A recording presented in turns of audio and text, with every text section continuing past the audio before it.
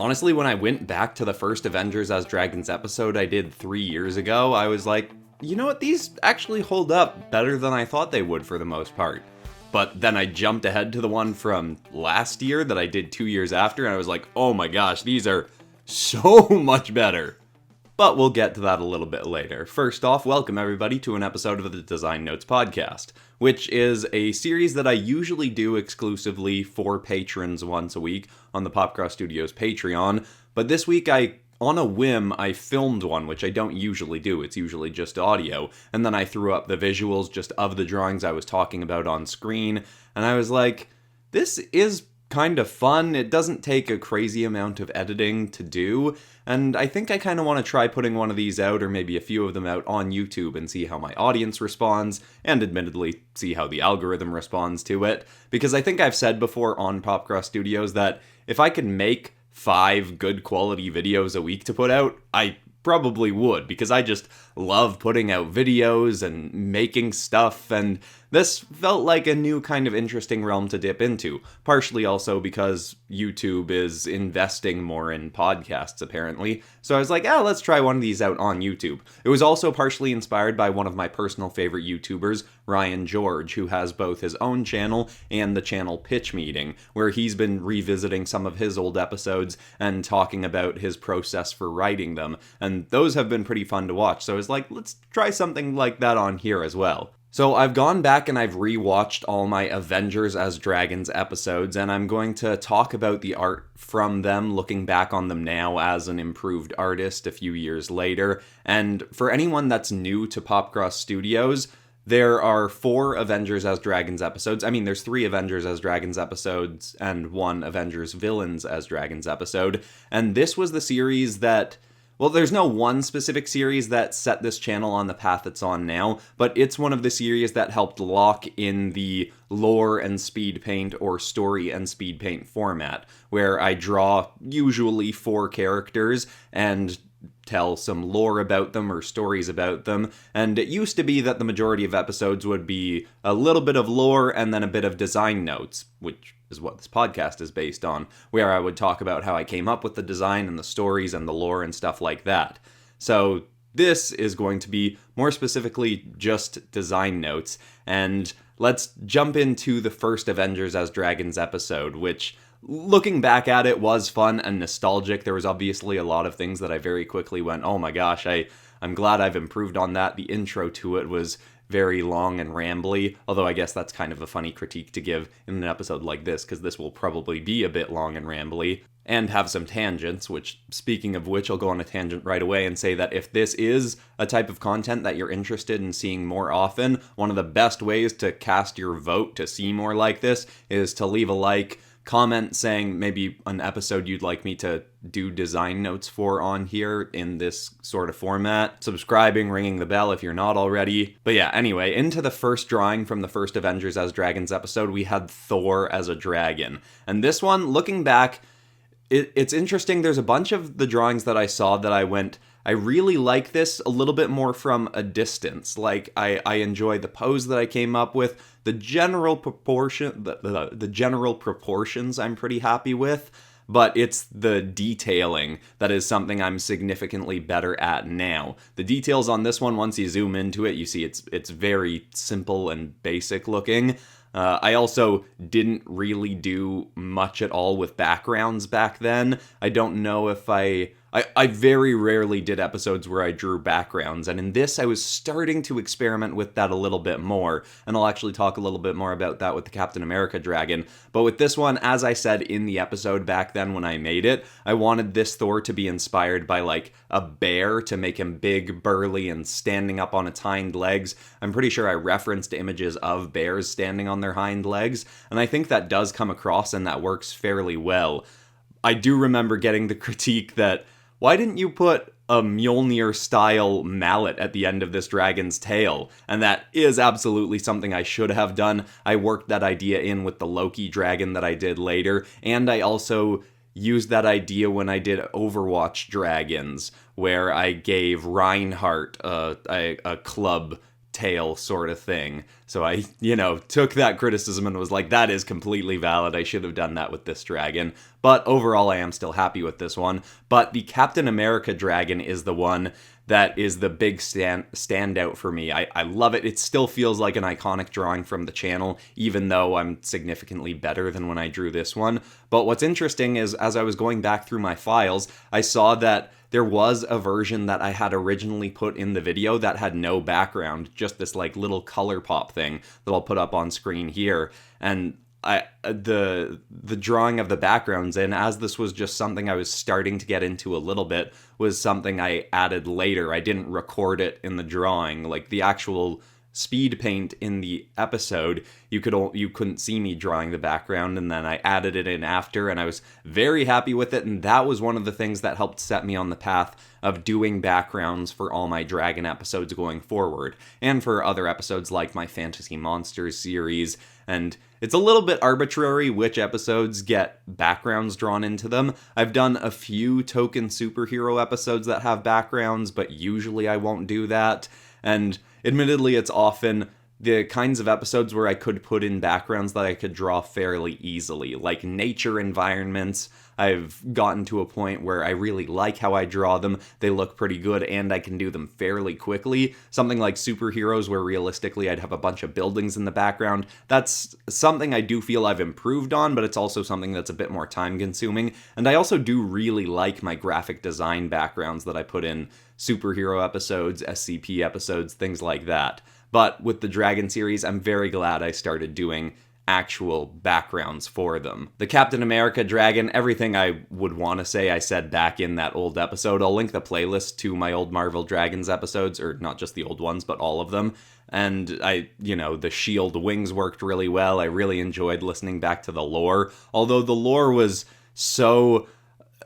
Doing this episode is what spawned me to start having narrators for all of my episodes, where the narrators telling the stories and lore are often actual original characters of mine. Tayron Janivar is now the narrator of this Dragon series, but going back to that first one, I thought I remembered it being a little bit more in a type of character sort of voice, the way the lore was presented, but listening to the first 3 episodes of this, which were all made within about a month and a half of each other, around 3 years ago, I was like, oh no, this was really, I really didn't have any character to this in the first few episodes, and I'm not sure at what point I started having that. My guess would be it would be around the Ben 10 Dragons episode, but I'm not entirely sure on that front. But anyway, we'll jump ahead next to the Scarlet Witch Dragon, which I look at this and considering where Scarlet Witch is in the MCU, even though I wasn't the biggest fan of Doctor Strange 2, I still love that character, and she's so outrageously powerful that making her a simple Drake kind of dragon inspired by Komodo dragons just feels like I did her dirty on this one. Like, she should be a way more powerful dragon, to a point where I'm considering doing what I did with my my Storm Dragon recently from my X-Men Dragons episode, where I took that old one and redrew it. But this one, I would even want to do a full redesign on it. I don't know if I'll get to that. Like, as a drawing, I think this looks fine, but it's just, she deserves so much better than the kind of dragon I made her here. She deserves to be something more like what I did with my Doctor Strange dragon, although we'll get to the Doctor Strange dragon later. In the next one was the Iron Man dragon, which this one, even back then, I was a little bit iffy on it. I actually do surprisingly really like the big wings and the way I shaped them, but its mouth being too flat to the side is kind of boring, and, this one's just looks fine, especially at a distance, but this is another character that probably deserved better. And before I jump into the next episode, the Avengers Villains as Dragons, which I put out like 4 days after this, when this video did ridiculously well at the time, that it was doing significantly better than my other videos, and I was like, oh my gosh, I gotta try another one of these, and that really spawned the series of Dragon videos, and that was one of the first big spikes that the channel went through in terms of views and subscribers after I had become a YouTuber full-time.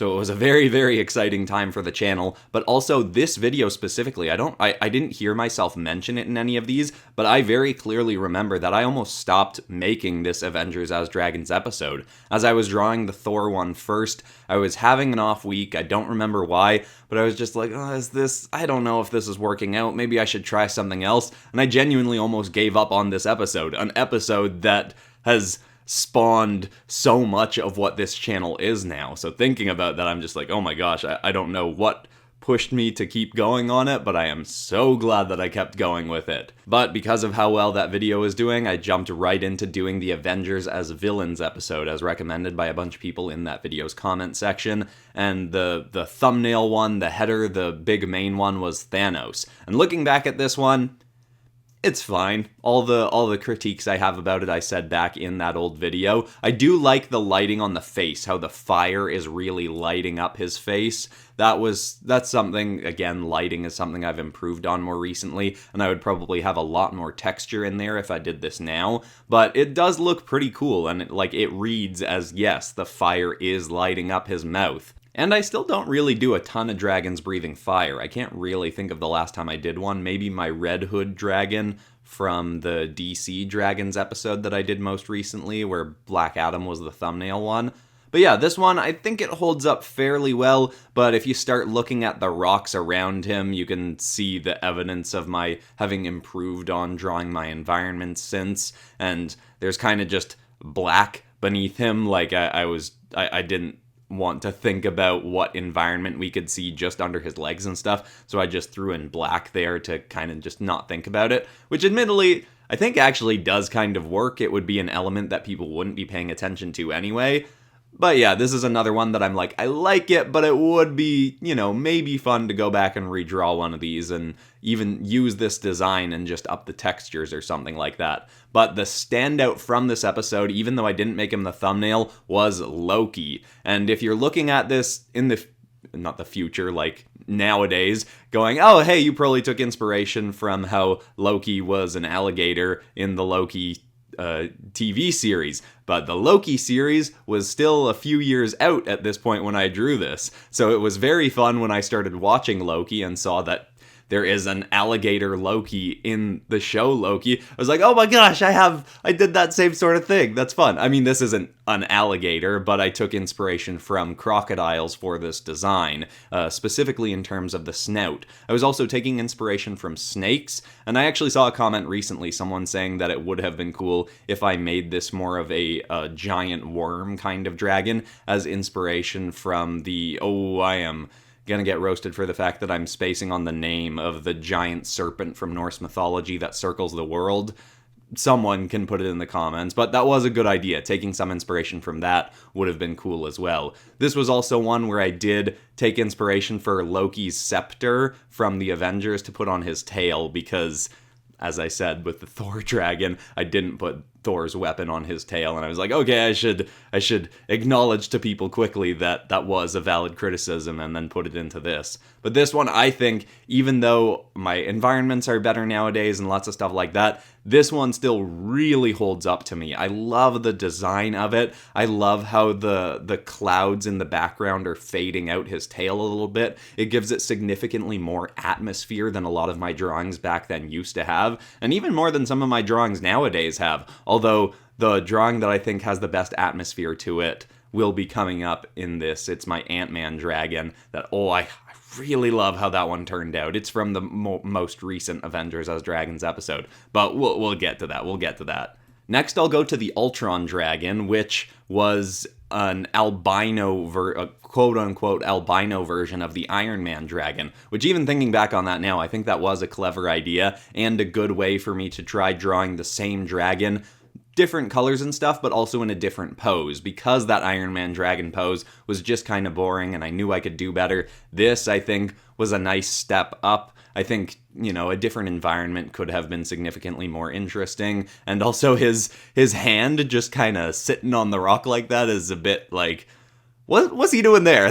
That's just a really unusual pose to have his hand on. I think I've actually used that a few times on the channel, though less so recently. But it is always, one thing that I've said before with Dragon episodes is it's always a little bit tricky trying to figure out how to position all the different limbs. Because the majority of dragons I draw, unless they're a wyvern and don't have arms, their arms are replaced by wings, they have wings, arms, and legs. Sometimes even more than that, and then also a tail. So figuring out a good position for all of those limbs that makes the character's silhouette read well, and also, is different from poses I've done before. I have repeated poses plenty of times before, but there is a bit more thought into drawing dragon poses than just drawing a superhero pose because of the extra limbs.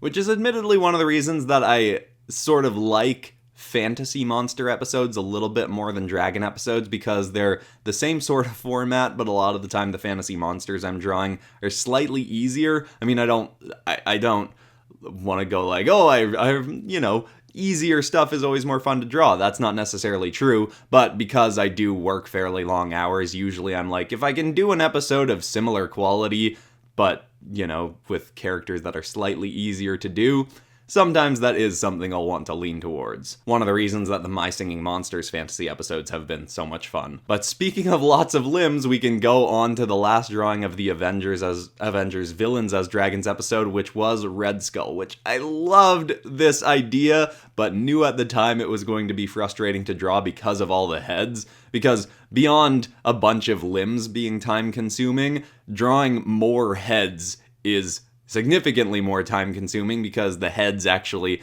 have to have more detail to them.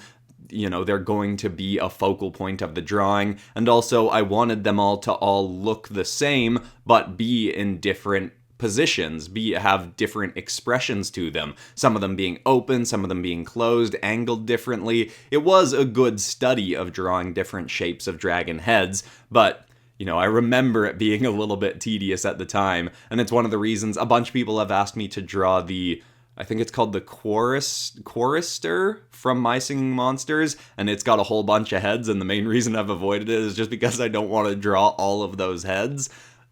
I might still get to that one. But yeah, this one I look back at, and I'm really glad I did it. Red Skull being a Hydra is just, beautiful idea. I think that worked out really well. But also, considering the fact that this series, the narrator that ended up spawning for it, Tayron Janivar, having him be someone who was very skeptical at first about magic in his world, having a Hydra as a part of this early series seems a little bit weird. A creature that can get a head cut off and grow two more in its place. I mean, you could probably find some kind of faux scientific biological explanation for why that works. Like there's, starfish can regrow limbs and lizards can regrow tails. But having two heads grow back in place feels a little bit inherently magical. So, that feels like a little bit of a funny little, not quite mistake in the lore early on, but, doesn't quite connect with where the character ended up going. He was, at first, he was very skeptical and cynical about magic. Then I did his Beast Chronicler episode, where he went through a significant character arc and became more open-minded, and that's kind of where he is now with Dragon episodes and Fantasy Monster episodes. But yeah, still, this Red Skull Dragon, really like how it turned out. Though I do think the Loki Dragon is better from that episode. And then I think I waited about a month after doing that. I did an X-Men Dragons episode, which that could be interesting to cover. But for now, I'm just going to cover the Avengers Dragons stuff. And eventually I got into Avengers as Dragons Part 2. And this one I do think was a cut above the other ones, at least most in the first three drawings. I'm still not a huge fan of how the fourth one turned out. But the Hulk Dragon I really like. I took a bit more creative liberty with this one because Hulk is such a simple design. Like, he's just a muscular green guy in purple shorts, sometimes not even in purple shorts. I mean, not to say that he's sometimes naked. I mean, maybe he has been, but maybe he's...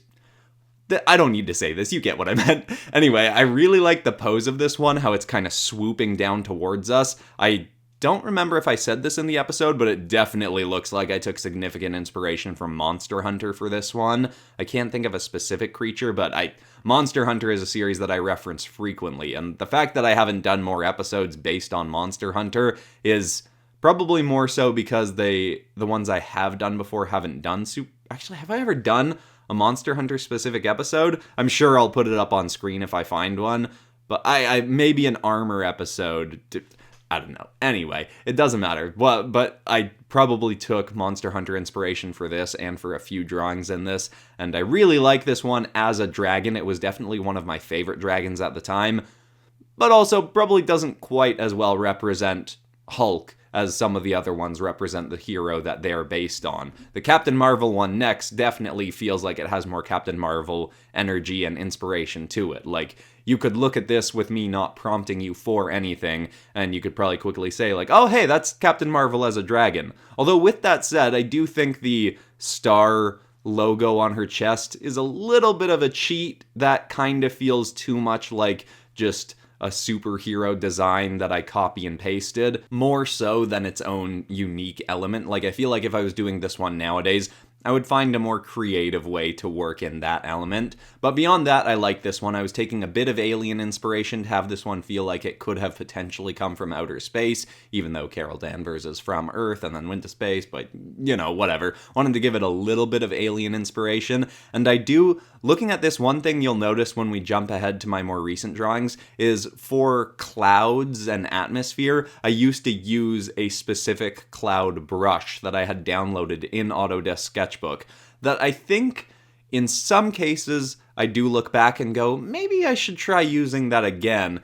But also in a case like this, I look at it and I'm like, when the drawing is bigger at a small scale, looks fine, but when it's scaled up a bit, and you actually look at the clouds, it does kind of look like I just threw in a quick swipe of cloud and didn't really know what I was doing. The stars even in the background are a little bit too faded. I probably did that to make sure they weren't drawing attention to the dragon, but they're, you know, it just, the environment on this one just looks a little bit too cheap. And nowadays when I do clouds and stuff, it's more stylized to fit with my cartoony, comic booky kind of style, where I'll actually do cel-shaded clouds. And I that doesn't always look better, but I think generally speaking, I like that better. Next, we've got the Drakkarnia, still one of my favorites. Again, I think I could do it significantly better now, but I love the pose of this one. I love that it looks a little bit cute and on the younger side compared to some of the dragons I've drawn.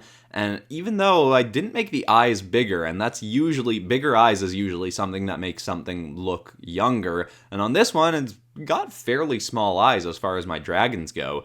But I love the wings on this, the colors, even the forest background. While it is something that I can do better nowadays, I think the way it's done here works well with the quality of the dragon, and it helps frame the dragon's head with one of the trees falling over in the background, and just, I really like how this one turned out. And I think I actually have a shirt of this one on the PopCross Studios Teespring store, along with obviously posters of all of these dragons. But yeah, this one just, I'm not a super nostalgic person, but maybe there is an element of nostalgia to this one, that it was the thumbnail on a video that is one of the most popular videos on this channel still, and helped this channel get to where it is, and also the fact that I just really love Spider-Man as a character. But yeah, I think this one turned out really nicely. In contrast to the next one, which, even looking at it now, I can see all the work I tried to put in after the screen recording to try and fix it and tweak it and shift people's focus down to the dragon's head,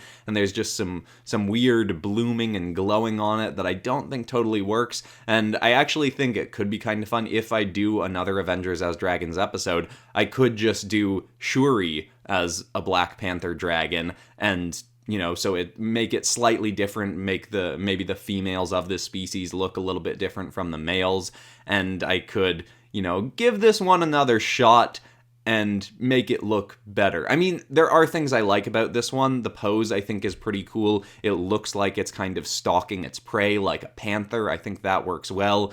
The wings, I think it looks cool at a glance how they're folded, but if you look at the actual anatomy of them long enough, it's like, is there something janky going on here? Maybe there isn't even, but it almost, I don't know, the way the wings are folded doesn't really work for me when I actually sit there and stare at this drawing for a while.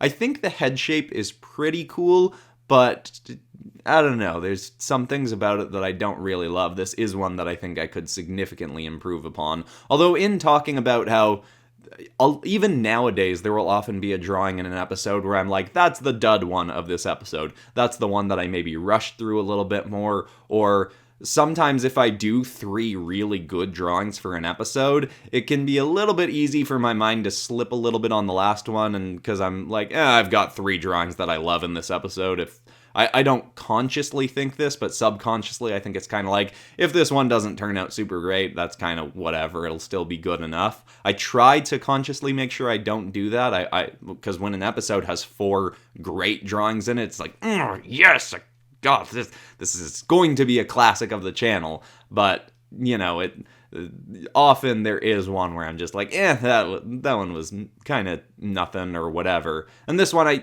again, there are still elements. One thing that's kind of funny is sometimes I feel, I do think it's important for me to self-critique my art, both for myself so I can think of things to improve on later, but also so other people can see what a professional artist critiques about their own work and see that the majority of professional artists are all still trying to improve as well. There's no perfection when it comes to art. But also sometimes on the other side of that, I remember when I was a kid, there was a while where I was a pretty chunky kid, and anytime I would hear a significantly skinnier person say something like, "Oh, I'm so fat," or "I'm getting so fat," it would make me feel kind of bad. So like that analogy being that if I'm saying about this dragon, I don't like a lot of the things about how this turned out, there's probably a fair amount of people watching this that are looking at this dragon going, well, that's significantly better than anything I could do, so if that's bad, then what would Christian say about my art? But I don't want that to come across. The point is that this drawing compared to the other ones in that episode, I think is significantly worse. So I'm not trying to compare, I don't want you comparing you to me, I want you to be comparing the less good art that you're making now to your better art that you're making now, and see what you've done personally in your better work versus your worse work, and what you can improve on. So that's, I don't want anyone to feel bad about their art when they hear me critiquing my own work, because I just want to make sure people are critiquing themselves compared to themselves, not themselves compared to other people. I hope I articulated that well, but now it'll be kind of fun jumping from probably my least favorite dragon of those first 3 episodes to one of the best drawings of a dragon I've done, ignoring the fact that the environment in the background is a little bit boring compared to the stuff I'm doing nowadays, but we'll jump ahead to Avengers as Dragons Part 3, which I made last year, so I made it 2 years after I'd made the first ones. So obviously I'd improved a lot, significantly in terms of my storytelling and the way I write my lore, and that has evolved a lot on the channel, and I think it is one of the better things about this channel, but we're more specifically going to focus on the actual drawings, because looking at this, like I said, the Captain America dragon, I really love that one, even still looking back on it. But if you jump from the Captain America dragon to the Doctor Strange dragon in terms of detailing and texturing and lighting, it's a staggering difference. And I really, really love this dragon. I think it's super cool. A lot of my dragon episodes, I'll have a weird dragon. One that's a little bit off looking, like some kind of drake that's got no wings, although in this episode we do have another one of those coming up, and or just something a little bit odd. And with Doctor Strange, I leaned into that weirdness because Multiverse of Madness was coming out soon after I was making this, and the trailers for it were looking really cool, and there was so much weirdness to it that I was like, let's lean into the weirdness of Doctor Strange. And I did that to the point where I wrote that this dragon didn't even come from the world that all my other dragons are from, because that world has magical elements, but at that point didn't have any over-the-top ridiculous magical elements like what this Doctor Strange dragon I felt should be able to do. So I wrote that this dragon came from my Dungeons & Dragons universe, which I will probably be revisiting very soon with the Dungeons & Dragons movie coming out and getting very good reviews, and the trailer's looking so cool for it. But anyway, I had this dragon come from a different universe because I wanted to be able to go over the top with how magical it was and what it could do and its intelligence level and things like that. But one of the things I really love on this one is the underlit face. It makes it look very menacing, and that's something I do more often in my Demon series and SCPs series, because something being lit from beneath just is off-putting. It's something we don't normally see, so it does give something a little bit more of an intimidating or scary nature to it, which isn't necessarily a logical way to go with Doctor Strange. He's not exactly a menacing character, like he's a hero, but he does have some spooky sort of powers to him, so I think that I really love how this one turned out. I think it's one of the coolest dragons I've ever drawn, although I think I might actually like the Ant-Man dragon better. We'll jump ahead to that one. And this one, the depth in it, I think works super well. It's one of the first times I would have drawn grass up close. And obviously I've improved a lot in my environments in the 2 years between the first episodes and later episodes. But even with this, if you sit and stare at the grass, which obviously you're not meant to do, the main focus is supposed to be on the dragon, but you can see okay, yeah, that is obviously an element that took significantly less time. The grass farther into the background, you can see it's kind of like, oh yeah, that's a pretty cheap looking element that probably took 1 minute to add in, but with it kind of faded out and the sort of particles flowing up around this Ant-Man dragon and the other elements farther in the background getting more and more faded out, trying to give it more of a shallow depth of focus camera sort of vibe to it. I think all of that, along with the wings really looking like they're fluttering. So much of this is different from what I would usually do, and I think worked out really well. So all of that paired together, plus the really saturated red. But sometimes when I do very saturated stuff and then get into shading and lighting, the actual lighting, not the shadows, but the light, can not come through super well. Like it just, the character is already so bright and saturated. Not that brightness and saturation are the same thing, but it's so saturated that the lighting just doesn't add a lot to it. So the fact that this is very saturated and the lighting and shadow comes through well, it is also a character's head that I messed around with a lot. As I was watching back this episode and I saw, as I thought I had finished the head, as I finished inking it, I was like, oh, no, that looks bad. What am I doing? And then I go back in after and I reshape the head a little bit before I get into coloring, and I was like, oh, okay, right, I did end up fixing this. But yeah, there's just everything about this one. The main thing is, I think it just has a different vibe than my other dragons, because it had to be a dragon that could shrink down to not quite ant size, but like I picture this one being like it would fit in my hands like this sort of thing, like that sort of size. And this episode I went all out because I was reviving a series that helped get this channel to where it is now. So all of the dragons in this episode I think turned out really well, but most so the first two. I really love Doctor Strange and Ant-Man dragons. Then next up, we've got the most basic one of the episode, but I think it was justified to make it a more basic one, which is Hawkeye, who I had being inspired by the Toby Kadachi from Monster Hunter. Again, more Monster Hunter inspiration, but a dragon that it couldn't fly. Hawkeye has no powers, pretty powerless compared to most of the other Avengers. And so I was like, okay, I want him to be able to shoot needles from his tail and not have wings, not be able to breathe any fire. I just watched the episode, I should remember. I'm pretty sure I wrote that he couldn't breathe any kind of fire or lightning or energy or anything like that. And I think the pose of this one is really fun too. Again, it's a different kind of pose of what I would usually do. I think there are a few little things I could have done to sell the movement more, like have him turned a little bit more, because one of the needles coming off his tail looks like it wouldn't be as far from his tail, or it looks like it's too far for how spun he is. I don't know if I've really articulated that well, but overall I really like this one. I think it's fun. It is... I guess it would be my least favorite of the episode, but that's not because I dislike it. That's just because I think the other ones are a bit more flashy and interesting. And so we'll get into the last one, which was the Nightwing? No, not the Nightwing dragon. This wasn't a DC episode. The Moon Knight dragon, which I I remember looking this up at the time. I don't know if Moon Knight has really been an Avenger, maybe like in one or two little arcs, or I think he's been a secret Avenger or something. But anyway, Moon Knight was coming out at the time, so I was like, let's work Moon Knight into this, and I'm glad I did. Again, this one I don't think is quite as good as the Doctor Strange or Ant-Man dragons, but I do think it's pretty cool having the moon framed in behind him. I don't remember what Moon Knight drawing I was taking inspiration from, but there is a pretty iconic Moon Knight drawing, or maybe it's just iconic in my mind.